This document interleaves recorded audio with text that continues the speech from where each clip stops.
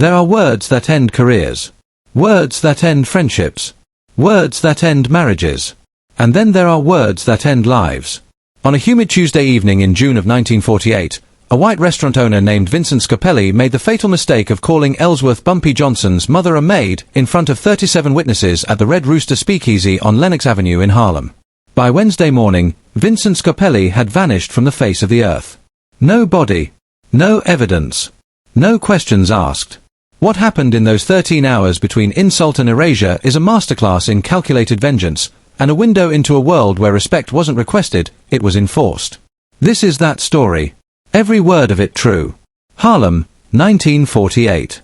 The war was over. The boys had come home. But the battle for dignity, that war never ended for Black America. Lenox Avenue pulsed with a particular kind of electricity in those days. Jazz bleeding from basement clubs. The smell of fried chicken and collard greens mixing with expensive perfume and bootleg whiskey. Women in their finest despite the summer heat. Men in suits sharp enough to draw blood. This wasn't just a neighborhood. It was a nation within a nation, governed by its own laws, protected by its own armies. And Ellsworth Raymond Johnson, known to everyone who mattered as Bumpy, was one of its uncrowned kings.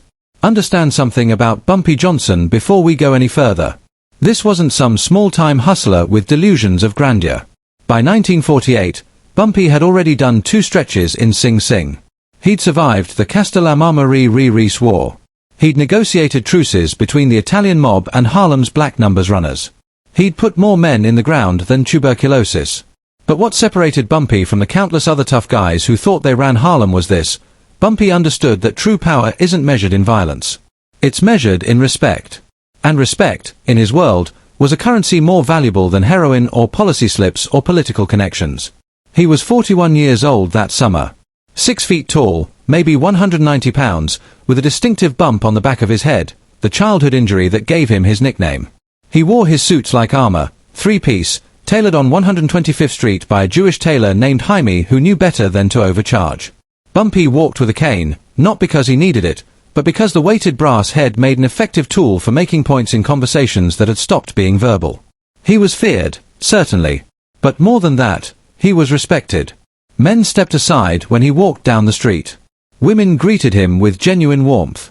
Children knew him as the man who made sure their mothers got their numbers payouts, who kept the hard drugs away from the schools, who showed up at funerals with envelopes for the widows. But above all this, above the money, the power, the reputation, Bumpy Johnson loved his mother. Margaret Johnson was 73 years old in the summer of 1948.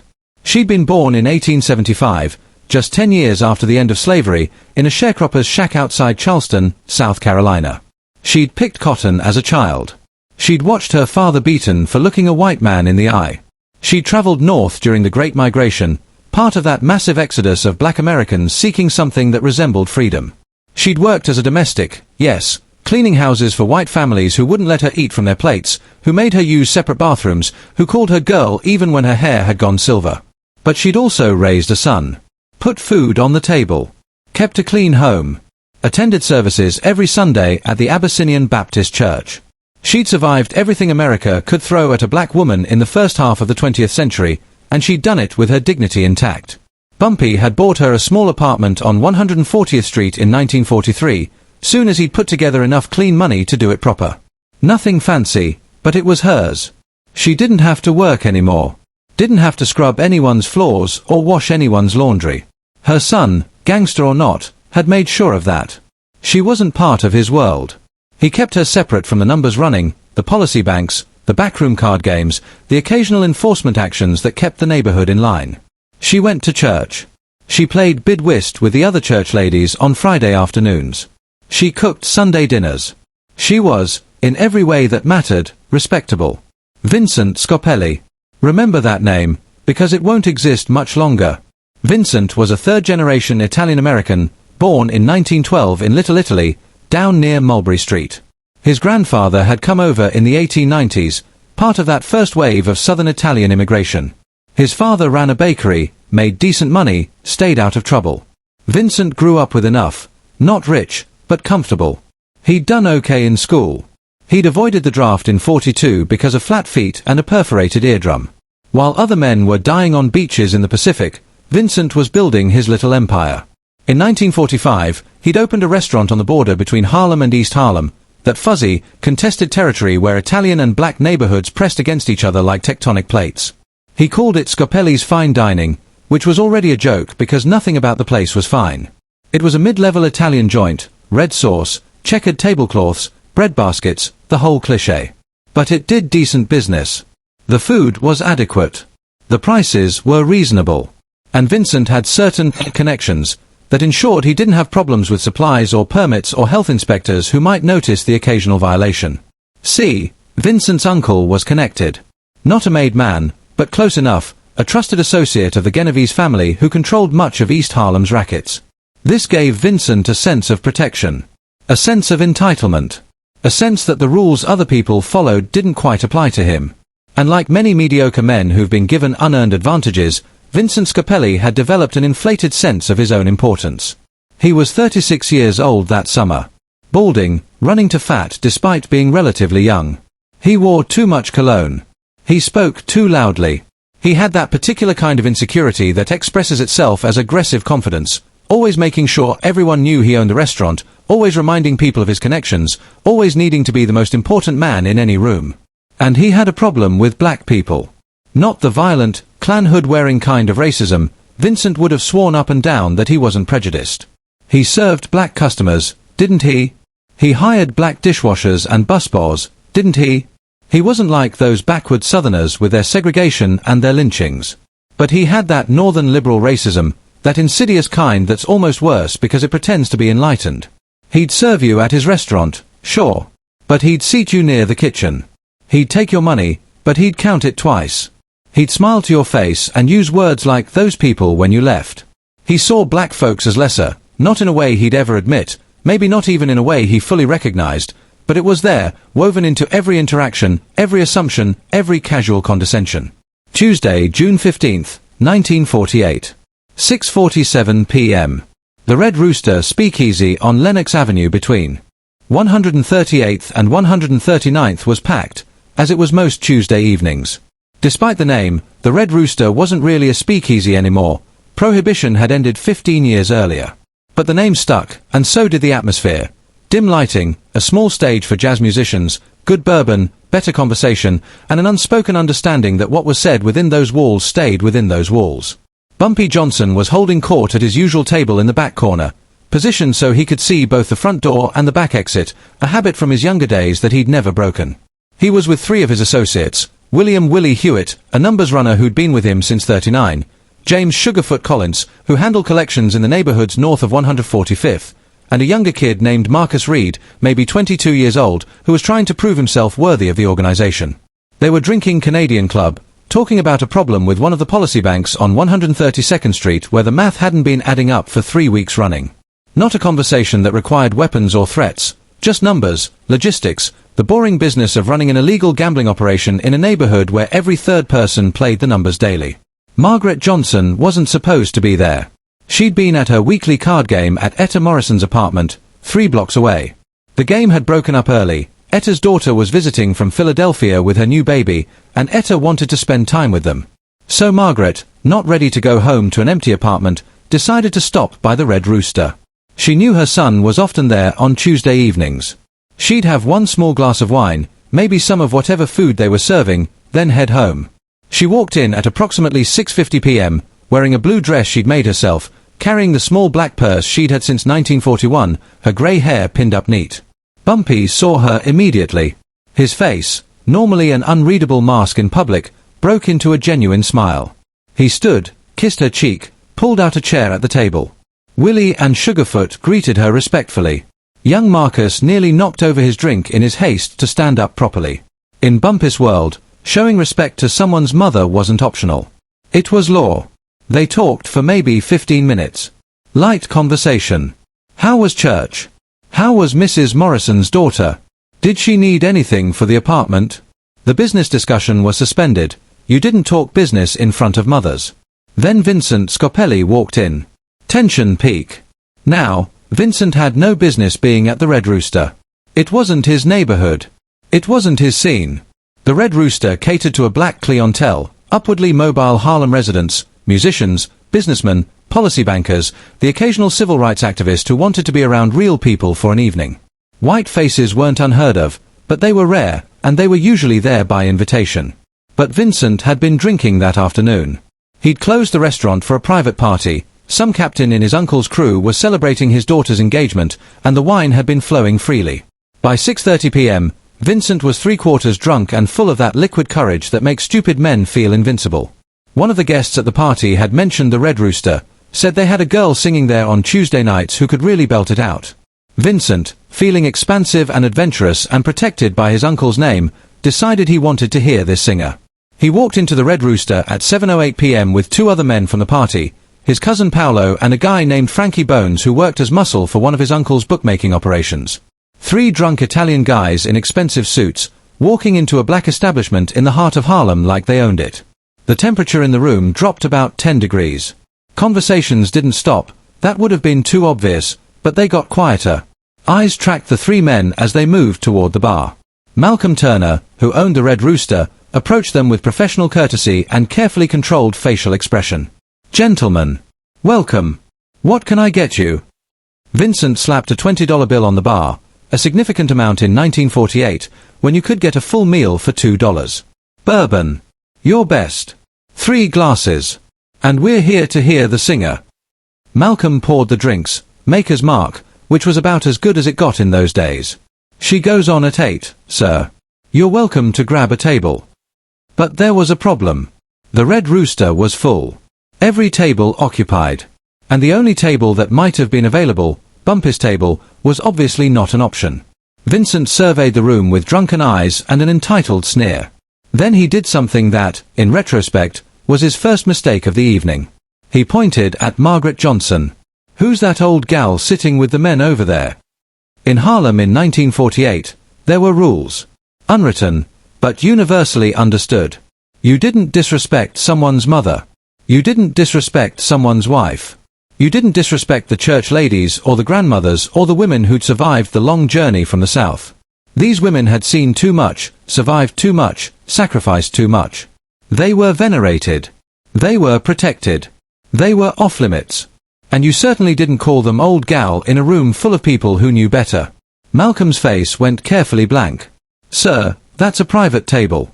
I can get you fellows set up at the bar, or if you want to wait 15-20 minutes, I'll have a table opening up near there." "I asked you a question," Vincent interrupted, his voice getting louder. The bourbon was talking now. "Who is that?" "She's somebody's maid. She looks like a maid." The room went completely silent. Not the kind of silence that comes from stopped conversation. The kind of silence that comes from collective held breath. The kind of silence that precedes violence. 37 people were in the Red Rooster at 7:11 p.m. on Tuesday, June 15, 1948. 37 witnesses to what happened next. Not one of them would ever speak to the police about it. But they'd tell the story for years, in churches, at family gatherings, in barbershops and beauty salons, always with the same sense of awe and righteous satisfaction. Bumpy Johnson stood up slowly. Very slowly. The way a cobra rises before it strikes. He didn't reach for a weapon. Didn't raise his voice. Didn't show any expression at all. He simply stood, buttoned his suit jacket with careful deliberation, and walked toward the bar. Willie and Sugarfoot knew that walk. They'd seen it before. Young Marcus didn't know it yet, but he'd learn. It was the walk of a man who'd made a decision. An irrevocable decision. Bumpy stopped about 3 feet from Vincent Scarpelli. Close enough to smell the bourbon and cologne. Close enough to see the broken capillaries in the man's nose, the wine stain on his shirt collar, the sweat beginning to form on his upper lip despite the evening cool. When Bumpy spoke, his voice was conversational. Almost friendly. "That woman you just called a maid. That's my mother." Vincent Scarpelli, to his credit, realized his mistake immediately. You could see it in his eyes, the sudden clarity that cuts through alcohol when genuine danger presents itself. The primitive part of his brain, the part that had kept his ancestors alive through millennia, was screaming at him to apologize, to back down, to extract himself from this situation by any means necessary. But he was drunk. He was with his cousin and Frankie Bones. He was protected by his uncle's name. And he was too stupid and too proud to listen to that voice of self-preservation. "Hey, look, I didn't mean nothing by it," he said, but his tone was defensive rather than apologetic. "I just thought, she's sitting there, and I didn't know." "You didn't know," Bumpy repeated. "Not a question. A statement. You walked into a place you don't belong, and you pointed at a 73-year-old black woman, and you called her a maid. You didn't know. It was a mistake, okay? I'm sorry." But the apology was directed at Bumpy, not at Margaret. That was his second mistake. Behind Bumpy, Margaret Johnson stood up. Her voice, when she spoke, was quiet but clear. "Ellsworth, it's fine. Let it go." Bumpy didn't turn around. Didn't take his eyes off Vincent. "Mama, go home. Willie's gonna walk you." "Ellsworth. Now, Mama." The command in his voice was absolute. Margaret Johnson knew her son. She'd raised him. She'd visited him in prison. She'd prayed for his soul for 4 decades. She knew that tone. She gathered her purse and her dignity, kissed Willie Hewitt on the cheek, and walked out of the Red Rooster with her head high. The moment she cleared the door, Bumpy's face changed. Not dramatically. He didn't snarl or rage or show any of the theatrical anger that lesser men displayed. His face simply went dead. Empty. Like someone had turned off the lights behind his eyes. "What's your name?" he asked Vincent. "Listen," I said, "I'm sorry. I asked you a question." "Vincent. Vincent Scarpelli." He said it like the name meant something. Like it offered protection. "You got family, Vincent Scarpelli?" Vincent's cousin Paolo, who'd been silent until now, made the catastrophic decision to speak up. "His uncle is Carlo Scarpelli. Works with the Genovese people. Maybe you heard of him." There it was. The threat. The implied protection. The suggestion that Bumpy should back down because Vincent wasn't just some random mook, he was connected. Bumpy turned his attention to Paolo for the first time. Looked at him with those dead eyes. "I know Carlo. I know all of them. Vito. Tony. Frank. All of them." He paused. "You think that matters to me right now?" Paolo's mouth opened. Closed. No sound came out. Bumpy turned back to Vincent. "You're gonna leave now. You and your friends. You're gonna walk out that door. And you're gonna think about what you did tonight. You're gonna think real hard about it." Vincent, sensing a reprieve, nearly stumbled in his haste to get to the door. Paolo and Frankie Bones followed. They were out on Lenox Avenue in seconds, walking fast toward where they'd parked Vincent's Cadillac on 137th. Verbal chapter marker. Now, what Vincent didn't know, what he couldn't know, was that leaving that club alive wasn't mercy. It was strategy. See, if Bumpy had done something to Vincent inside the Red Rooster, there would have been complications. Witnesses, yes, but witnesses who'd seen Bumpy commit an act of violence in response to an insult. The police might not care about a dead gangster in Harlem, but they'd care if it happened in front of 40 people in a public establishment. And more importantly, Vincent's uncle Carlo might feel obligated to respond, not because he cared about his nephew, but because letting it go would make him look weak. But if Vincent simply disappeared, if he got in his car and drove away from the Red Rooster, and then sometime later that night he just vanished, well, that could be anything. He was drunk. He could have driven into the river. Could have gotten in a fight with someone else. Could have run off with some woman. Could have been hit by any one of a dozen different crews who might have had problems with him. Plausible deniability. The moment Vincent walked out that door, he was already dead. He just didn't know it yet. Bumpy returned to his table. Sat down. Straightened his cuffs. "Marcus," he said to the young kid, "go make a phone call. Tell Raymond I need him and his brother. Tell them to bring the car and meet me at the usual spot. Tell them it's tonight." Marcus practically ran to the phone booth. Bumpy looked at Sugarfoot Collins. "Go find out where Vincent Scarpelli parks his car. Go find out where he lives. Go find out what route he takes home. You got 30 minutes. Sugarfoot nodded and left without a word. To Willie Hewitt, Bumpy said, "After you get my mother home, I want you to go see Petey over on 142nd. Tell him I need his uncle's boat. The one he keeps docked at the marina. Tell him I need it for tomorrow morning, early. Tell him there's $200 in it for him, but he don't ask questions and he don't remember nothing." Willie hesitated for just a moment. "Boss, you sure about this? Carlo Scarpelli might." "Carlo Scarpelli," Bumpy interrupted, his voice still eerily calm, "is gonna have a choice. He can accept that his drunk nephew disappeared after a night of drinking and carousing. Or he can start a war with me over a man who disrespected a 73-year-old woman in public. What do you think he's gonna choose? Willie nodded slowly. He'd been in the game long enough to understand the calculation. Carlo would make noise, but he wouldn't escalate. Couldn't afford to. Because if the story got out, if people knew that Bumpy Johnson had killed a man for insulting his mother, and Carlo had responded with violence, then every man in Carlo's organization would have to wonder, if the roles were reversed, would Carlo do the same for them? Would he start a war over family honor? The answer, of course, was no. Carlo Scarpelli was a businessman. He dealt in money, not sentiment. He'd mourn his nephew publicly, then quietly write him off as a cost of doing business in a dangerous world. Bumpy sat at his table for another 20 minutes, drinking his Canadian club, acting like nothing had happened.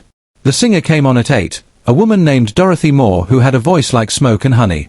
Bumpy applauded politely after each song. Tipped her $20 when she finished her set. Left the Red Rooster at 8:47 p.m., walking out into the summer night like he didn't have a care in the world. Meanwhile, Vincent Scarpelli was having the worst panic attack of his life. He'd sobered up fast. Fear has a way of burning through alcohol like sunshine through fog. By the time he got to his Cadillac, his hands were shaking so badly that Paolo had to drive. They headed back to Little Italy, to the relative safety of Vincent's apartment on Mulberry Street, above the building where his father's bakery used to be before his father died in '46. "We gotta tell Uncle Carlo," Paolo said, taking the corner onto Houston Street faster than was safe. "We gotta tell him what happened." "And say what?" Vincent's voice was high, strained. "That I got drunk and insulted Bumpy Johnson's mother? You think that's gonna make him want to help me? His family. He'll tell me I'm a fucking idiot and I got what I deserved." Vincent put his head in his hands. Jesus Christ.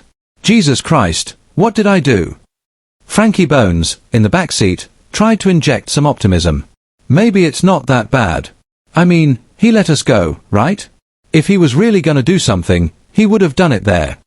Vincent looked at him in the rearview mirror with an expression of pure contempt. "You stupid. That's exactly why he let us go. So it don't come back on him."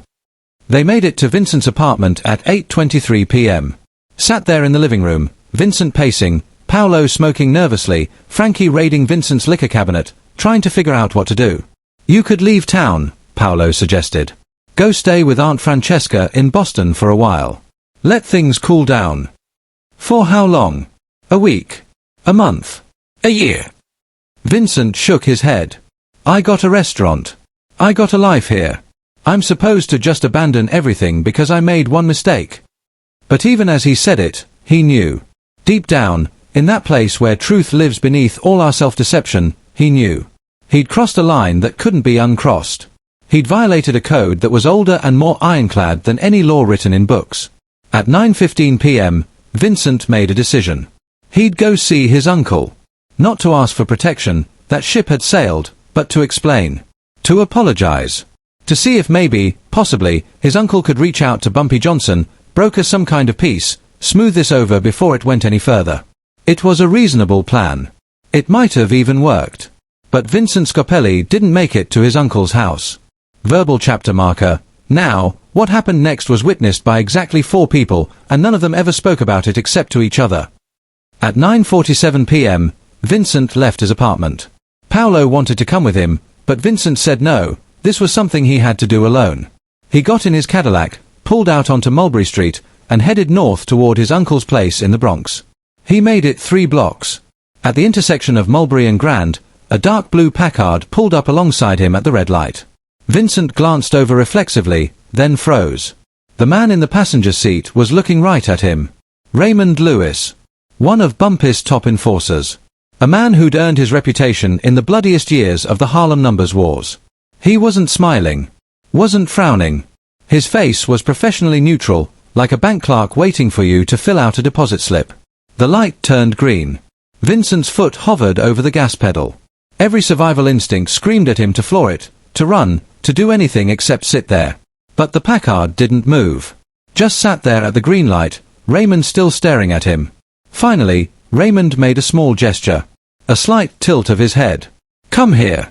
And here's the thing about Vincent Scarpelli. For all his flaws, for all his stupid drunken arrogance, he wasn't a coward. Or maybe he was just smart enough to know that running would only delay the inevitable. Either way, he put his Cadillac in park, right there in the middle of Grand Street, and got out. The Packard's back door opened. Vincent walked over on legs that felt like they belonged to someone else. Bent down to look inside. Bumpy Johnson sat in the back seat, still wearing the same three-piece suit from the Red Rooster. He looked at Vincent with an expression that might have been pity. Might have been contempt. Might have been nothing at all. "Get in," Bumpy said. Vincent got in. The Packard drove north. Vincent sat next to Bumpy in silence, watching the streets roll by, Grand to Bowery to 3rd Avenue, heading toward the Harlem River. Raymond Lewis was in the front passenger seat. Raymond's brother, Curtis, was driving. Nobody spoke. They crossed the Willis Avenue Bridge at 10:02 p.m. Drove through the South Bronx, past warehouses and shipping yards and businesses that had closed down hours ago. Finally pulled into a warehouse district near the Bronx Kill, that narrow stretch of water that separates the Bronx from Randall's Island. The Packard stopped in front of a warehouse that had once stored textiles but had been abandoned since the war. Curtis killed the engine. The sudden silence was profound. "Do you know why you're here?" Bumpy asked. His voice was conversational, almost kind. Vincent's throat was so dry he could barely speak. "Because of what I said. About your mother." "Because of what you said about my mother," Bumpy agreed. "You understand the disrespect in that? You understand what that means?" "I was drunk. I'm sorry. I'm so goddamn sorry." "You should have said that in the club. To her. Not to me. To her." Bumpy looked out the window at the warehouse. "But you didn't. You apologized to me because you were scared. Not because you were sorry. You see the difference?" Vincent nodded, tears starting to run down his face now. "Please. I got money. I can pay. This ain't about money." "Then what do you want? What can I do?" Bumpy turned to look at him fully for the first time since he'd gotten in the car. "I want you to understand something. My mother was born 10 years after slavery ended. You know what that means? Her parents were slaves. Property. They got bought and sold like horses. They got beaten, raped, worked to death. They got called every name you can imagine.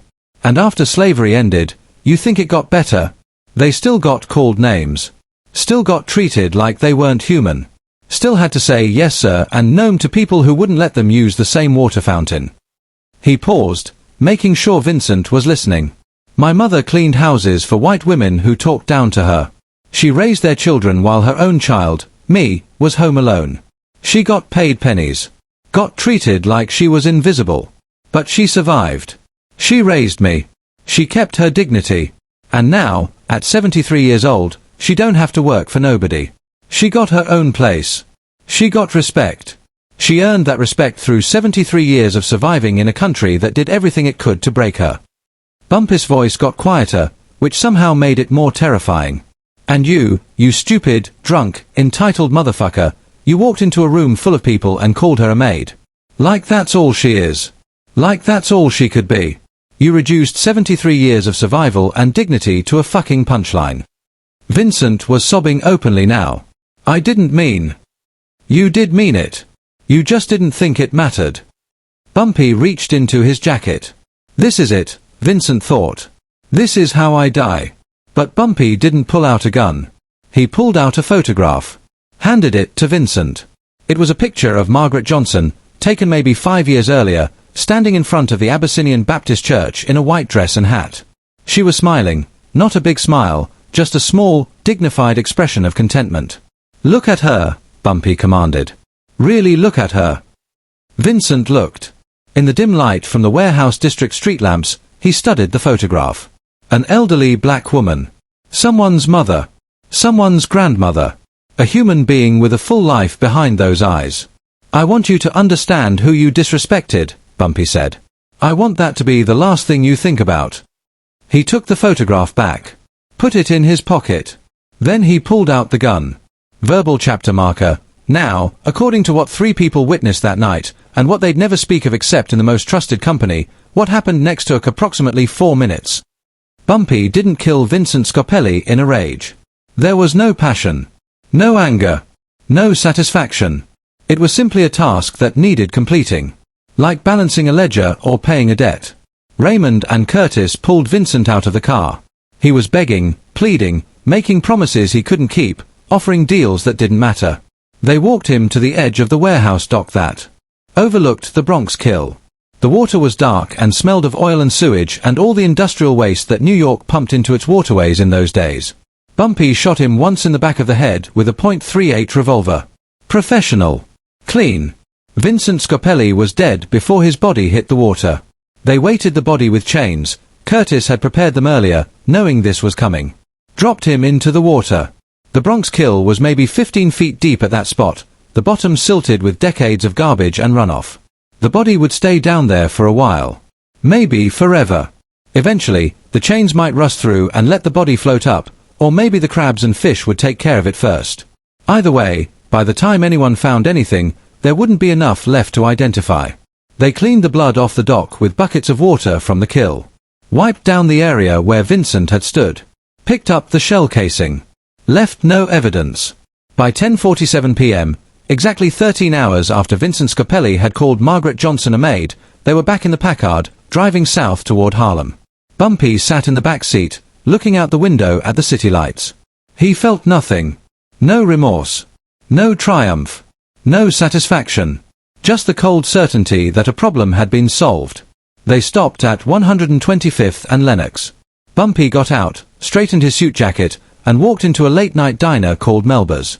Ordered coffee and apple pie. Ate it slowly, methodically. Made sure the waitress, a woman named Claudette who'd worked there for years, would remember seeing him there around 11 o'clock. Alibi established. He finished his pie. Left a generous tip. Walked home to his apartment on 140th Street. Slept the deep, dreamless sleep of a man at peace with his decisions. Verbal chapter marker. Meanwhile, in Little Italy, Paolo Scarpelli was beginning to realize that his cousin wasn't coming home. Paolo waited until midnight. Called Vincent's apartment 4 times. No answer. He drove back to Mulberry Street, checked the apartment. Empty. The Cadillac was gone. He called the restaurant. Maybe Vincent had gone there, checking on something. Nothing. By 1 a.m. Wednesday morning, Paolo was in full panic. He called his uncle Carlo. Carlo Scarpelli listened to the story with growing fury, not at Bumpy Johnson, but at his idiot nephew. He asked the crucial question, "Where is he now?" "I don't know. He left around 9:45, said he was coming to see you. He never showed up." There was a long silence on the phone. Carlo wasn't stupid. He knew what had happened. The only question was what to do about it. Did anyone else see what happened at that club? Yeah. His cousin Frankie. Plus all those people who were there. Black people. Yeah. Then there's no witnesses. Carlo said it flatly, a statement of fact. In 1948, a black witness was barely a witness at all in the eyes of the law. Their testimony was suspect. Their word was disposable. "Uncle Carlo, we gotta do something." "We're not doing nothing." Vincent fucked up. He disrespected a man's mother. What did he think was gonna happen? But his family. And he made me look weak by being a fucking idiot in public. Carlo's voice went cold. You don't hear from him by tomorrow night. You file a missing persons report. You say he was drinking, he left your place, you don't know where he went. You don't mention Harlem. You don't mention Bumpy Johnson. You don't mention that club. You understand me? Paolo understood. Vincent was being erased. Not just physically, but from the family narrative. He'd become an embarrassment. A liability. And in Carlo Scarpelli's world, liabilities got cut loose. The missing persons report was filed on Thursday, June 17th. The police investigated in the most perfunctory way possible. A few interviews, a check of the hospitals and morgues, a notation in a file that would gather dust for decades. Missing Italian men in 1948 weren't rare. The mob was active. Families had disputes. People disappeared. The Cadillac turned up 3 weeks later, parked on a street in Queens with the keys in the ignition. Someone had stolen it from wherever Vincent had abandoned it, driven it around for a while, then dumped it when they got bored or scared. No blood. No evidence. Just another abandoned car in a city full of them. Vincent Scarpelli's body was never found.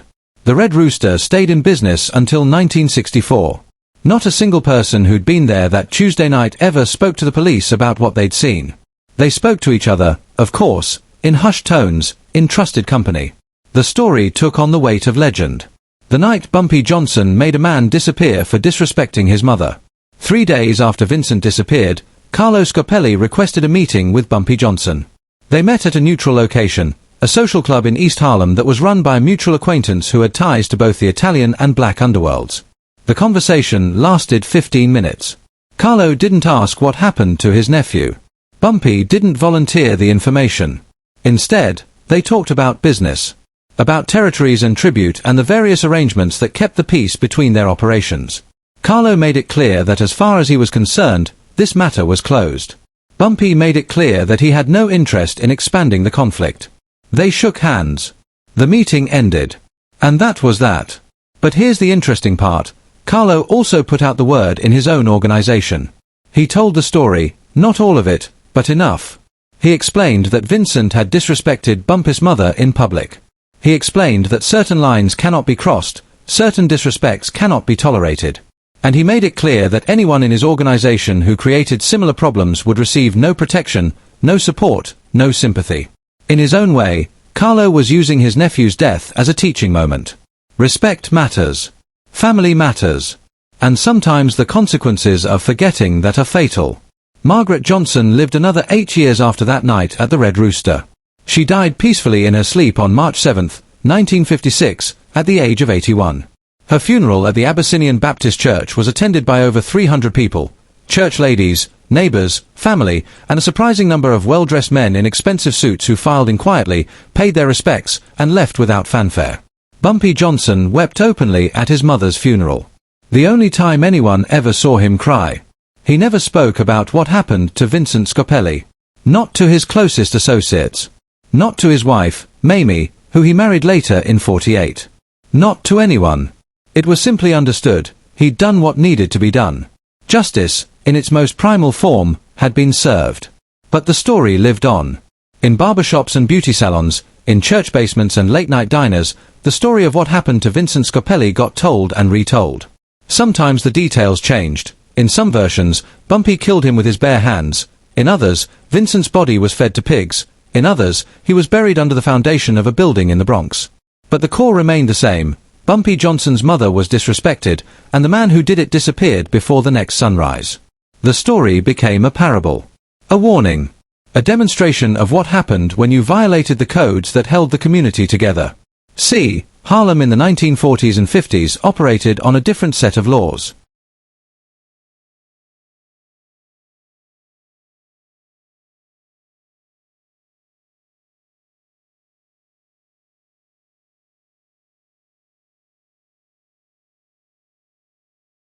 Than the ones written in books.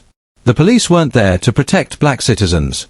The courts weren't there to deliver justice. The whole apparatus of legitimate society had made it clear that black lives, black dignity, black humanity didn't matter. So the community created its own justice system. Its own enforcement mechanisms. Its own codes of conduct. And men like Bumpy Johnson, gangsters, criminals, outlaws by any legal definition, were the ones who enforced those codes. Was it right? That's not the question. Right and wrong are luxuries for people who have access to legitimate justice. When the system is designed to oppress you, you create your own system. You make your own rules. You enforce your own consequences. And in that world, what Bumpy did to Vincent Scarpelli wasn't murder. It was justice. This isn't a story glorifying violence. It's a story about the cost of disrespect in a world where respect was the only currency that mattered. It's a story about a mother who survived everything America could throw at a black woman in the first half of the 20th century, and a son who made sure that even in her 70s, her dignity was inviolable. Vincent Scarpelli could have made different choices that night. He could have stayed at his own restaurant. He could have not drunk so much. He could have kept his mouth shut. He could have, when Bumpy confronted him, apologized properly, not just to Bumpy, but to Margaret herself.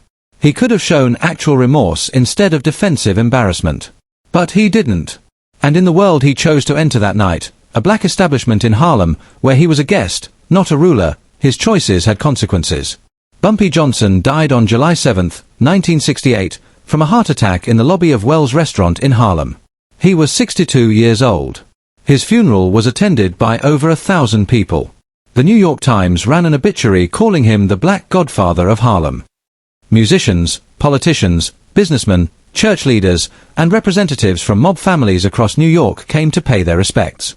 He's remembered now mostly through movies and TV shows that sometimes get him right and sometimes don't. They talk about his relationship with Malcolm X. They talk about his battles with the mob. They talk about his years in prison and his control over Harlem's numbers rackets. But in the churches and barbershops and living rooms of Harlem, the story they tell most often is the one about his mother.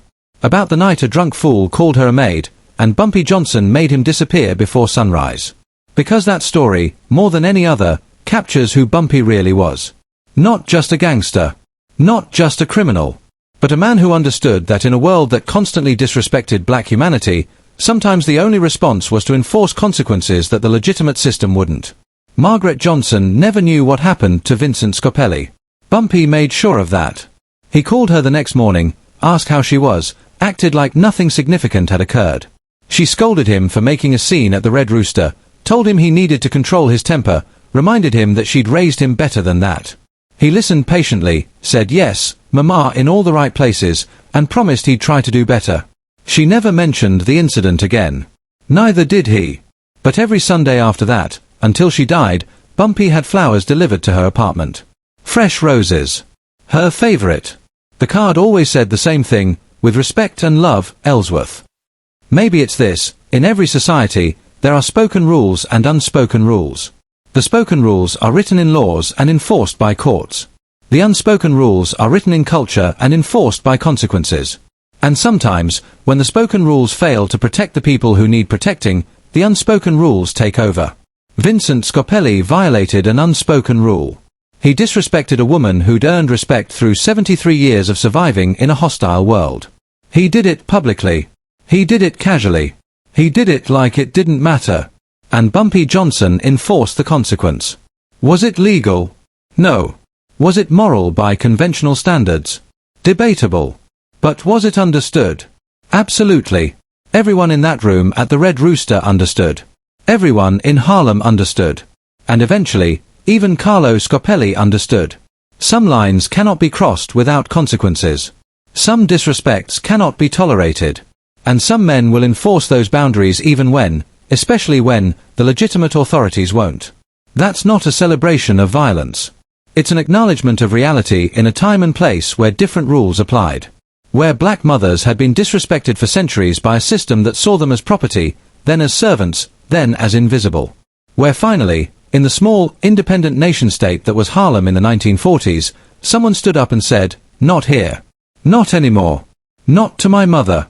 And made it stick. Tuesday, June 15th, 1948. 6:47 p.m. A drunk restaurant owner calls Bumpy Johnson's mother a maid in front of 37 witnesses at the Red Rooster Speakeasy in Harlem. Wednesday, June 16th, 1948. 6:47 a.m. Vincent Scarpelli is 13 hours gone from this earth, his body resting in the silted bottom of the Bronx Kill, wrapped in chains that will hold him there forever. 13 hours from insult to erasure. That's how long it took for justice to be served in a world where the courts didn't care, the police didn't protect, and dignity had to be defended by any means necessary. The story of Vincent Scarpelli's disappearance became a legend in Harlem. Not because of the violence. Not because of the gangster reputation. But because it represented something fundamental. The idea that even in a society designed to strip you of dignity, there were lines that could not be crossed.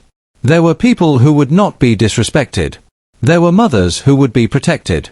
And there were consequences for forgetting that. Bumpy Johnson enforced those consequences. Not with rage. Not with chaos.